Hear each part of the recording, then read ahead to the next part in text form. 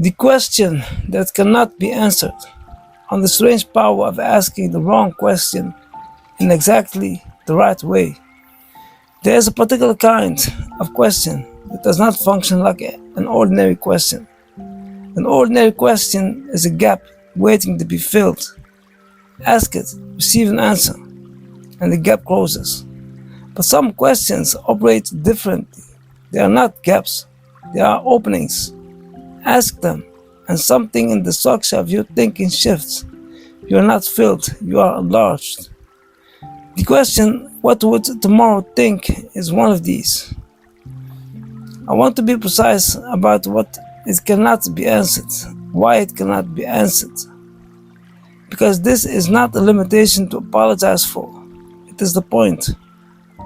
Tomorrow is not a person, it does not think, and yet the moment you ask what it would think of your decisions, something real happens.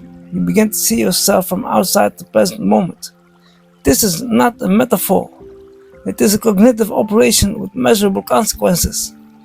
Psychologists call the related phenomenon temporal self-appraisal, the act of evaluating present choices from an imagined future vantage point. But the version I am describing goes further. It is not just self-appraisal, it is the discovery that tomorrow is already present as a force in today.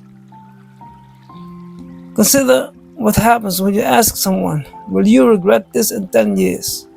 Watch their face, something happens. Their eyes shift slightly. Their posture changes. They are briefly somewhere else, some imagined decade hence, looking back. The question has temporarily relocated them. This relocation is real. It changes decisions. It changes feelings. It can change the entire meaning a person assigns to their present circumstances. The question as a mirror, what makes what would tomorrow think philosophically unusual is that it asks us to treat the future as a subject rather than an object. Normally we think about tomorrow, we project toward it, we plan for it. Tomorrow is the screen onto which we cast our hopes and fears. But the question inverts this. It asks, what if tomorrow were watching us? What if the direction of evaluation were reversed? This inversion is not merely rhetorical. It reveals something that ordinary future thinking conceals, that our relationship with tomorrow is not one way. Tomorrow is not passive, it already acts on us, through the anticipation of its arrival, through the fear of what it might bring, through the hope of what it might offer. It is already shaping us, silently, in real time. The question, what would tomorrow think, is the question that makes this shaping visible. Temporal asymmetry and the directional mind. The first strange fact about time is that it has a direction. Physics, at the level of fundamental particles, is largely time-symmetric. The equations work equally well, forwards and backwards, and yet no one has ever experienced time moving backwards. No one has ever remembered tomorrow. The second strange fact is that the human mind is profoundly not neutral about its direction. We do not relate to the past and future as symmetrical zones of non-presence. We relate to them entirely differently. The past is fixed, it carries the weight of the irreversible. We can revisit it mentally, reinterpret it, find new meaning in it, but we cannot change it. This finality gives the past a particular emotional texture. It can be a source of comfort, pride, grief, shame, or nostalgia, but it cannot be a source of dread. The worst has already happened. The future, by contrast, is unfixed. It is the domain of the possible, and the possible is almost by definition the domain of anxiety, the open wound of uncertainty. The neuroscience of temporal orientation. Contemporary neuroscience has identified what researchers call the default mode, network, a system of brain regions that activates when we are not focused on an immediate and external task. For decades, it was called the resting state network, as though the brain was simply idling. But closer investigation revealed something remarkable. The default mode network is not resting, it is simulating. It is running scenarios, imagining conversations, rehearsing future events, revising past ones.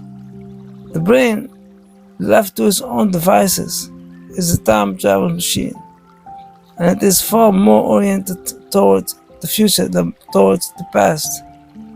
Studies by Daniel Gilbert and colleagues suggest that human beings spend roughly 47% of their waking hours thinking about something other than what they are actually doing, and that the majority of this mental time travel is forward directed. We are structurally future leaning creatures, not by choice, by architecture. This has a profound implications that for tomorrow knows concept.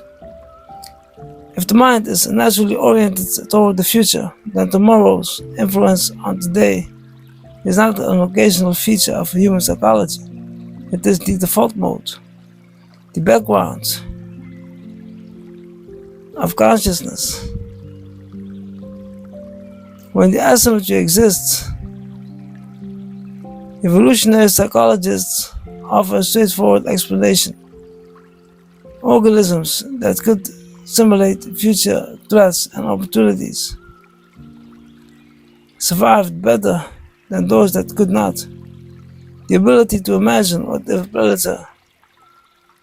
if a predator comes tomorrow is more useful than the ability to remember a predator came yesterday, because only the former allows preventive action.